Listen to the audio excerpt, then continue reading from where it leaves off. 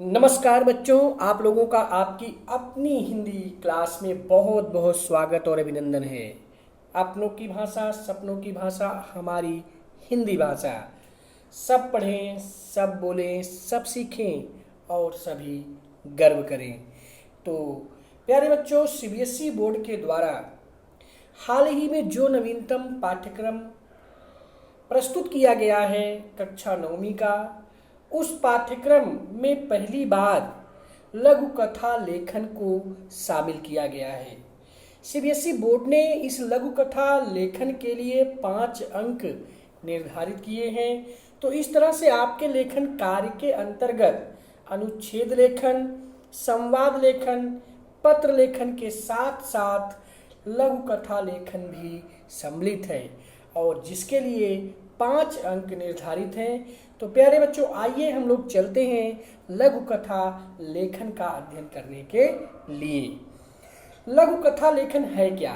जो हम कहानियाँ अपनी दादी से, नानी से, माँ से, पिता से, भाई से, बहन से, जिन कहानियों को हम सुनते थे, जिन छोटी छोटी कहानियों को हम याद कर लेते थे उनके सुनाने पर ही, ऐसी उन कहानियों को जब हम लेखनी के माध्यम से अभिव्यक्त करते हैं या लिखते हैं तो वह हमारी कहानी लघु कथा लेखन के नाम से जानी जाती है। तो लघु माने होता है छोटी और कथा का तात्पर्य होता है कहानी। लघु कथा का शाब्दिक अर्थ होता है छोटी कहानी।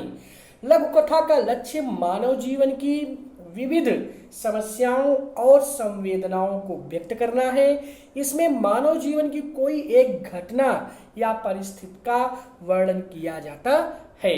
प्यारे बच्चों, हमारा दूसरा प्रश्न यह बनता है कि लघु कथा के प्रमुख अंग कौन कौन से होते हैं। तो लघु कथा के निम्नलिखित अंग हैं जिन्हें हम तत्व कहते हैं।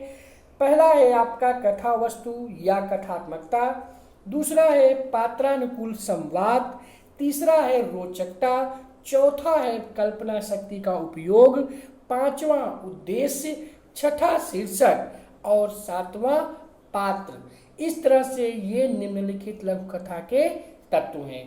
कथा वस्तु या कथात्मकता, कथा वस्तु के बिना कहानी की कल्पना नहीं की जा सकती है। अगर हमें कोई कहानी लिखना है किसी विषय पर तो उसके लिए हमारे पास कथा वस्तु का होना बहुत ही जरूरी है। अतः जो कथा वस्तु है यह लघु कथा का सबसे अनिवार्य और प्रमुख अंग है। इसके बाद दूसरा है पात्रानुकूल संवाद। लघु कथा को लिखते समय हमें इस बात का ध्यान रखना चाहिए कि जो संवाद है वो पात्र के अनुकूल होने चाहिए, क्योंकि छोटे छोटे संवाद कहानी को नाटकीयता प्रदान करने में समर्थ होते हैं, सक्षम होते हैं। तीसरा जो इसका तत्व है वह है रोचकता, यानी कहानी को सदैव रोचक शैली में लिखना चाहिए ताकि कहानी के शुरू से लेकर के अंत तक उसमें रोचकता बनी रहे और कहानी के अंत तक पाठक की जिज्ञासा बनी रहना बहुत ही आवश्यक और जरूरी है।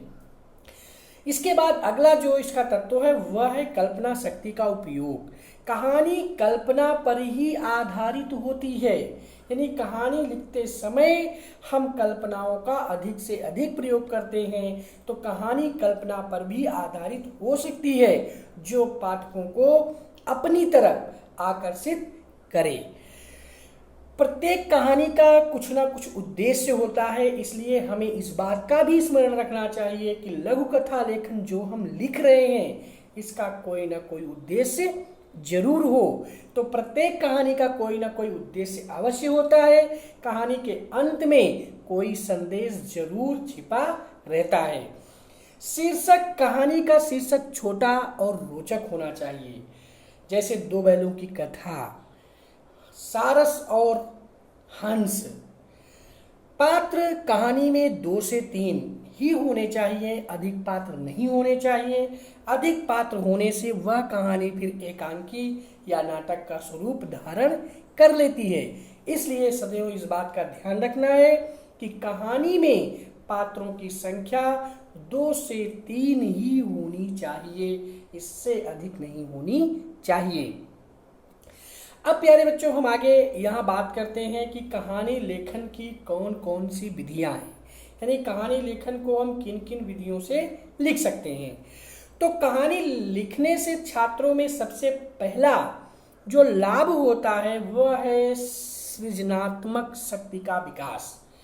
सृजनात्मक शक्ति का विकास कहानी लिखने से बच्चों के अंदर अधिक से अधिक होता है। लघु कथा या कहानी लेखन की निम्नलिखित 4 विधियां हैं। नंबर 1, कहानी की सहायता के आधार पर कहानी लिखना। किसी कहानी को हम आधार लेकर के जो एक उस पर नई कहानी लिखते हैं वह हमारी एक कहानी लिखने की विधि होती है। तो पहली विधि है कहानी की सहायता के आधार पर दूसरी कहानी को लिखना। दूसरा, रूपरेखा के सहारे कहानी लिखना। रूपरेखा एक दी हुई होती है जिसे हम संकेत बिंदु के नाम से भी जानते हैं, और उसी के आधार पर कहानी को लिख देना। नंबर 3, अपूर्ण कहानी को लिखना। एक कहानी दी होती है जिसमें बीच में डॉट डॉट होते हैं, आपको उन रिक्त स्थान की जगह पर उचित शब्द को लिख करके उस कहानी को पूरा करना। तो कहानी लिखने की तीसरी विधि यह है। चौथी विधि है कहानी लिखने की चित्रों की सहायता से कहानी लिखना। आपको एक चित्र दे दिया जाएगा और उस चित्र को देख करके उस चित्र के आधार पर आपको अपने मन से, अपने विचार से आपको अपनी कहानी लिखना है। तो चित्रों की सहायता से कहानी लिखना। तो इस तरह से जो कहानी लेखन है वह निम्नलिखित 4 विधियों से लिखी जाती है। नंबर 1, सहायता, कहानी की सहायता के आधार पर कहानी लिखना। नंबर 2, रूपरेखा के सहारे कहानी लिखना। नंबर 3, अपूर्ण कहानी को पूर्ण करना। नंबर 4, चित्रों की सहायता से कहानी लिखना। तो इस तरह से हम इन निम्नलिखित 4 विधियों से कहानी को लिख सकते हैं। इसके बाद आगे कुछ और बातें हैं। दी हुई रूपरेखा या संकेत के आधार पर कहानी का विस्तार करें। कहानी का अंत सहज ढंग से होना चाहिए। कहानी संक्षिप्त और अनावश्यक रूप से विस्तृत नहीं होनी चाहिए। इन बातों का भी हमें ध्यान रखना चाहिए। इसके बाद कहानी के प्रकार। कहानी के कितने प्रकार होते हैं, हम कहानी को कितने प्रकार से लिख सकते हैं।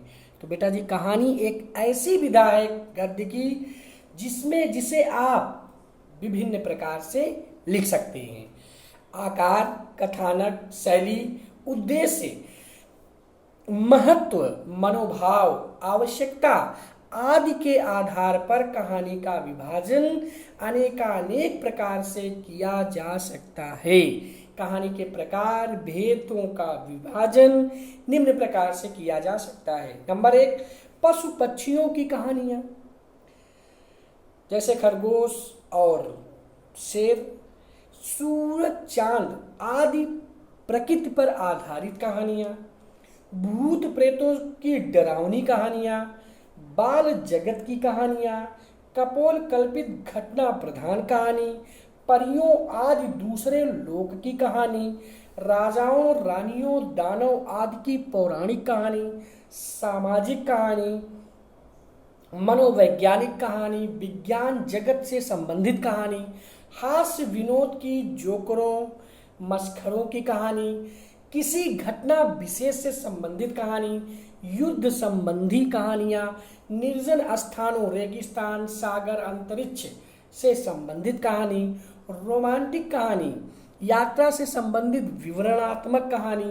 किसी ऐतिहासिक चरित्र से संबंधित वर्णनात्मक कहानी, किसी स्थान, अंचल अथवा प्रांत विशेष की आंचलिक कहानी, गंभीर भावों को व्यक्त करने वाली कहानी, दूसरी भाषाओं से अनुदित कहानी। इस तरह से हम निम्नलिखित प्रकार से कहानी को लिख सकते हैं। परीक्षा में कहानी लेखन से संबंधित प्रायः 4 प्रकार के प्रश्न पूछे जाते हैं। बेटा, हमें इस बात को ध्यान रखना है कि जो सीबीएसई बोर्ड है वह आपके पाठ्यक्रम में प्रायः 4 प्रकार के ही लघु कथा लेखन से संबंधित प्रश्न पूछती है। जैसे किसी दिए गए शीर्षक के आधार पर कहानी लिखना। आपको शीर्षक दे दिया जाएगा और उस पर कहा जाएगा कि आप निम्नलिखित विषयों में से किसी एक विषय पर कहानी लिखिए। नंबर दूसरा, चित्र दे दिया जाएगा कि आप निम्नलिखित चित्रों को देख करके इस चित्र के आधार पर आप एक कहानी का निर्माण करके कहानी लिखिए। नंबर 3, दिए गए संकेत के आधार पर कहानी लिखना। कहानी का शीर्षक दे दिया जाएगा, उसके बाद उसके नीचे संकेत बिंदु दिए रहेंगे। आपको उन संकेत बिंदुओं के आधार पर अपनी कहानी को लिखना होगा। नंबर 4, दी गई अधूरी कहानी को पूरा करना। आपको जो है एक कहानी दी जाएगी जिस कहानी के बीच बीच में रिक्त स्थान होंगे। उन रिक्त स्थानों पर आपको उचित शब्दों का प्रयोग करके उस अधूरी कहानी को पूरा करना होगा। तो परीक्षा में इस तरह से 4 प्रकार से लघु कथा लेखन से संबंधित प्रश्न पूछे जाते हैं, यानी कहानी लेखन से संबंधित प्रश्न पूछे जाते हैं, जिसमें किसी दिए गए शीर्षक के आधार पर कहानी लिखना, चित्र को देखकर कहानी लिखना, दिए गए संकेतों के आधार पर कहानी लिखना, दी गई अधूरी कहानी को पूरा करना। कहानी लेखन से संबंधित कुछ आवश्यक बातें जो हमें ध्यान देना चाहिए, यानी कहानी लेखन लिखते समय हमें किन आवश्यक बातों का ध्यान रखना चाहिए। यदि संकेतों के आधार पर कहानी लिखनी हो तो इन संकेतों को देखिए और पढ़िए तथा कहानी की संक्षिप्त रूपरेखा बना लीजिए। यह रूपरेखा संकेतों के क्रम के अनुसार होनी चाहिए। कहानी संक्षिप्त होनी चाहिए। कहानी में प्रत्येक संकेत का भाव आ जाना चाहिए। कहानी का प्रारंभ तथा अंत रोचक होना चाहिए। कहानी की भाषा सरल, सुगम तथा मौलिक होनी चाहिए। कहानी के अंत में उससे मिलने वाली शिक्षा का उल्लेख किया जाना चाहिए। कहानी सदैव भूतकाल में लिखी जाती है। हमें इस बात का बेटा जी ध्यान रखना है कि जो भी कहानी हम लिखते हैं वह कहानी हमारी सदैव भूतकाल में होती है और इस कहानी का, किसी भी कहानी का कुछ ना कुछ हमें उसका उद्देश्य होना चाहिए और किसी भी कहानी के अंत में उसकी एक कोई ना कोई शिक्षा निकलनी चाहिए कि इस कहानी को पढ़ने से हमें क्या शिक्षा मिलती है। तो कहानी के अंत में उससे मिलने वाली शिक्षा का उल्लेख किया जाना चाहिए कि इस कहानी को पढ़ने से हमें ये शिक्षा मिलती है। कहानी की भाषा सरल, सुगम और मौलिक होनी चाहिए। कहानी का प्रारंभ और अंत रोचक होना चाहिए। कहानी में प्रत्येक संकेत का भाव आ जाना चाहिए और कहानी आपकी संक्षिप्त होनी चाहिए। यह स्वरूप रेखा संकेत के क्रम के अनुसार भी होनी चाहिए। इस तरह से हमें कहानी लेखन से संबंधित कुछ आवश्यक इन बातों का ध्यान रखना होगा। कहानी लेखन की जो शब्द सीमा है वह 100 शब्द से लेकर के 120 शब्द तक होनी चाहिए, यानी आप 20 से 22 पंक्ति तक आप कहानी लिख सकते हैं। इसके बाद फिर जो है यहाँ पर आप देखेंगे कि प्रस्तुत कहानी को अपनी कल्पना से पूरा कीजिए। रीटा ध्यानपूर्वक अध्यापिका की बात सुन रही थी। वे कह रही थी हमें ऐसा काम करना चाहिए जो दूसरों के चेहरे पर मुस्कान ले आए।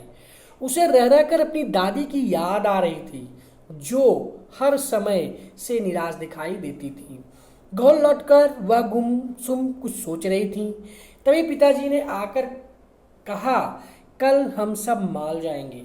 एकाएक रीटा दादी के कमरे की ओर दौड़ी और वहां उनके साथ कुछ खेल खेलने लगी। रीटा ने कहा दादी देखो क्या आपको यह खेल आता है। दादी ने कहा क्यों नहीं, और वह भी उसके साथ कदम से कदम आगे पीछे बढ़ाने लगी। अगले दिन जब पिताजी गाड़ी में बैठकर सभी लोगों को पुकार रहे थे तो रीटा दादी को तैयार कर ला रही थी। इतने वर्षों के बाद अपने बच्चों के साथ दादी बाहर जा रही थी तो उनके चेहरे की प्रसन्नता आज देखते ही बनती थी। सब सोच रहे थे दादी एस्केलेटर पर कैसे चढ़ पाएंगी। मुश्किल होगा, लेकिन सबने देखा दादी रीटा के साथ कदम ताल करती हुई बड़े आराम से उन सीढ़ियों पर चढ़ गई। पिताजी मन ही मन हैरान और प्रसन्न हो रहे थे। जो काम वह ना कर सके उनकी बेटी रीटा ने कर दिखाया। तो इस तरह से बेटा जी शुरू में आपको यहाँ पर संकेत बिंदु दिए गए हैं प्रश्न के रूप में। उसके बाद जो इसका द्वितीय भाग है उसमें जो है इस कहानी को पूर्ण रूप से किया गया है। तो आपको इस तरह से इस कहानी को अपनी कल्पना के माध्यम से पूरा करना है। इसके बाद जो कहानी का दूसरा स्वरूप है वह है चित्रों को देखकर कहानी को पूरा कीजिए। तो पहला प्रश्न है आपका यहाँ पर मूर्ख कौवा और चालाक लोमड़ी की कहानी। यह कहानी आपको बहुत अच्छी तरह से याद है कि एक कौवा कहीं से जो है एक रोटी लेकर के आता है और वृक्ष की डाल पर बैठ करके वह उस रोटी को खाने के लिए जैसे ही तैयार होता है, इसी बीच एक चालाक लोमड़ी आ जाती है। लोमड़ी जैसे ही कौवे के मुंह में रोटी देखती है उसके मुंह में पानी आ जाता है। वह जो है कौवे से रोटी को खाने की युक्ति सोचती है। वह कौवे की झूठी प्रशंसा करने लगती है और कौवा अपनी झूठी प्रशंसा सुनकर के बहुत खुश होता है। जैसे ही लोमड़ी उससे कहती है कि भैया आप तो बहुत सुंदर गाना गाते हैं, क्या आप मुझे एक गाना गाकर सुनाएंगे। कौवा चूंकि उसकी इतनी प्रशंसा लोमड़ी पहले से ही कर देती है कि वह बहुत प्रसन्न हो जाता है और जैसे ही वह लोमड़ी को अपना गीत सुनाने के लिए अपने चोंच को जो है खोलता है, वैसे ही उसके चोंच से रोटी का टुकड़ा नीचे गिर जाता है और लोमड़ी रोटी को लेकर के चट कर जाती है और अंत में कौवा बहुत पछताता है। इसके बाद फिर लालची बिल्ली और बंदर की कहानी। इस कहानी से भी आप परिचित हैं कि दो बिल्लियां रहती हैं, एक काली और एक भूरी। दोनों बिल्ली कहीं से एक रोटी का टुकड़ा पाती हैं। काली बिल्ली कहती है मैं खाऊंगी, भूरी बिल्ली कहती है मैं खाऊंगी।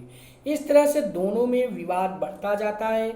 इस विवाद को सुलझाने के लिए वे ढूंढने लगती हैं कि कोई ऐसा व्यक्ति मिल जाए जो हमारी इस समस्या का समाधान कर दे। इसी बीच उसे एक बंदर दिखाई देता है। दोनों बिल्लियां उस बंदर के पास जाती हैं, उससे कहती हैं कि हम दोनों ने एक रोटी पाया है और ये रोटी मेरी है, ये कह रही है मेरी है, तो आप इस रोटी का समान रूप से बंटवारा कर दीजिए। बंदर इस बात को देखता है तो बहुत प्रसन्न होता है और वह तराजू में रोटी के दो टुकड़ों को करके तौलने लगता है। जिधर रोटी का वजन ज़्यादा होता है उधर के रोटी के टुकड़े को तोड़ करके वह खा जाता है। इस तरह से क्रमशः वह पूरी रोटियां खा जाता है और अंत में जो है बिल्लियां सिर्फ उसका मुख ही देखती रहती हैं और उन्हें कुछ नहीं मिलता है। तो इस तरह से आपने इस कहानी को भी पढ़ा होगा। इसके बाद ये भगवान श्री कृष्ण और गोवर्धन पर्वत की कहानी है। इसमें उस समय का वर्णन है जब इंद्र कुपित होकर के, चूंकि कृष्ण के कहने पर गोकुल धाम के लोग इंद्र की पूजा ना करके गोवर्धन पर्वत की पूजा करने लगते हैं, जिससे इंद्रदेव कुपित हो जाते हैं, भयंकर वर्षा करते हैं और खूब तूफान आंधी भी उस समय आती है। तो गोकुल वासियों की रक्षा के लिए और इंद्र के अहंकार को तोड़ने के लिए भगवान श्री कृष्ण संपूर्ण गोकुल धाम के निवासियों को गोवर्धन पर्वत के पास ले जाते हैं और अपनी लीला के माध्यम से गोवर्धन पर्वत को अपनी कनिष्ठिका उंगली पर उठा करके धारण करते हैं और जितने भी गोकुल वासी हैं सब उस गोवर्धन पर्वत के नीचे आकर के खड़े हो जाते हैं, जिससे इंद्र के क्रोध से, इंद्र के प्रकोप से संपूर्ण गोकुल वासियों के प्राणों की रक्षा होती है और अंत में इंद्र का घमंड टूट जाता है। तो इस तरह से भगवान श्री कृष्ण गोवर्धन पर्वत के माध्यम से गोकुल वासियों की इंद्र के प्रकोप से रक्षा करते हैं। इसके बाद बुद्धिमान बंदर और मगरमच्छ की कहानी है। इस कहानी से भी आप भली भांति परिचित हैं कि जामुन का एक पेड़ था, उस पेड़ पर एक बंदर निवास करता था और उसमें जामुन के फल बहुत मीठे मीठे और स्वादिष्ट लगे थे। वह उन फलों को खाता था और खाने के बाद कुछ फलों को वह नीचे गिरा देता था। क्योंकि जो जामुन का पेड़ था वह नदी के किनारे था और उसी नदी में एक मगर रहता था। तो वह मगर आता था, वह भी जामुन के फलों को बड़े चाव से खाता था। तो इस तरह से बंदर और मगर की धीरे धीरे क्रमशः दोस्ती हो जाती है और मगर उन जामुन के फलों को ले जा करके अपनी पत्नी मगरी को भी खिलाता था।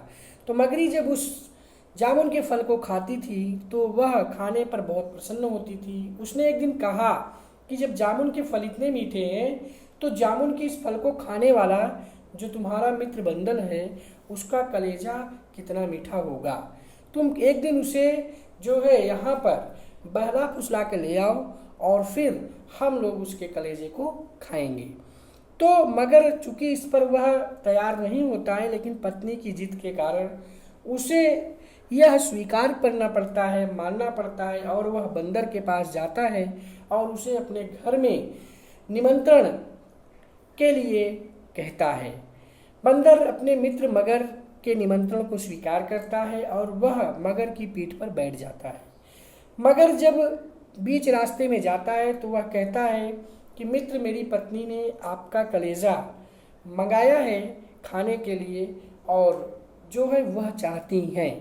तो इस पर बंदर कहता है कि अरे मित्र, तुमने मुझे पहले क्यों नहीं बताया? मेरा कलेजा तो वृक्ष की डाल पर टंगा हुआ है, तुम मुझे वापस ले चलो, मैं तुरंत अपना कलेजा वहाँ से उतार करके फिर तुम्हारे साथ तुम्हारे घर चलता हूँ। मगर तुरंत वापस आता है। बंदर तुरंत जैसे ही पेड़ के समीप पहुँचता है वह वृक्ष पर चढ़ जाता है। वह कहता है, अरे मूर्ख, कहीं किसी भी जीव का कलेजा उससे अलग होता है? तुम जाओ, तुमने जो है मित्रता के नाम पर मुझे धोखा देने का प्रयास किया। तो इस तरह से इस कहानी का वर्णन हम ऐसे कर सकते हैं। इसी तरह से एक घमंडी हाथी और चींटी की कहानी है, हंस और मूर्ख कछुआ की कहानी है, मूर्ख कौवा और चालाक लोमड़ी की कहानी है, सारस और लोमड़ी के दावत से संबंधित कहानी है। तो प्यारे बच्चों, इस तरह से आप इन चित्रों के माध्यम से इस कहानी को आराम से, सरलता से और सहजता से लिख सकते हैं। तो प्यारे बच्चों, इस तरह से हम लोगों ने सीबीएसई बोर्ड के द्वारा निर्धारित लघु कथा लेखन से संबंधित प्रश्नों के विषय में भी अध्ययन किया। इसके विषय में, इसके विधियों के विषय में, लघु कथा लेखन लिखते समय में किन बातों का ध्यान रखना चाहिए इत्यादि बातों के विषय में अध्ययन किया। तो प्यारे बच्चों, आज के लिए बस इतना ही। अपनों की भाषा, सपनों की भाषा हमारी हिंदी भाषा। जय हिंद, जय भारत, जय हिंदी।